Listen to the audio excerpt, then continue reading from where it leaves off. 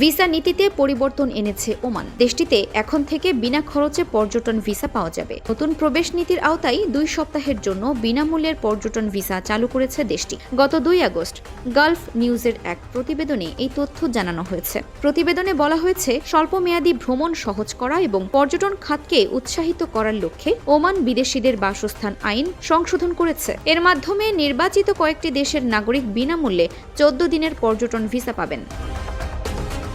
প্রতিবেদনে আরও বলা হয়েছে, পুলিশ ও শুল্ক বিভাগের মহাপরিদর্শক লেফটেন্যান্ট জেনারেল হাসান বিন মোহসিন আল সরাইকির জারি করা রয়্যাল ওমান পুলিশের এক সিদ্ধান্তের মাধ্যমে এই পরিবর্তন আনা হয়েছে। এটি সরকারি গেজেট প্রকাশের পরের দিন থেকেই কার্যকর হয়েছে। নতুন বিধান অনুযায়ী উপযুক্ত কর্তৃপক্ষ নির্ধারিত শর্ত পূরণ সাপেক্ষে যোগ্য দেশগুলোর নাগরিকদের বিনামূল্যে 14 দিনের পর্যটন ভিসা দিতে পারবে। এতে আরও বলা হয়েছে, ভিসার মেয়াদ শেষ হওয়ার আগে দর্শনার্থীরা প্রযোজ্য শর্ত ও ফি পরিশোধের মাধ্যমে এটিকে অন্য যে কোনো ধরনের পর্যটন ভিসায় রূপান্তর করতে পারবেন। এই ভিসার জন্য ফি নির্ধারণ করা হয়েছে 0 ওমানি রিয়াল।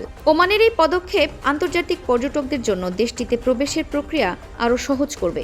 এর ফলে ভ্রমণকারীরা আরও সহজ ও সুবিধাজনক অভিজ্ঞতা পাবেন।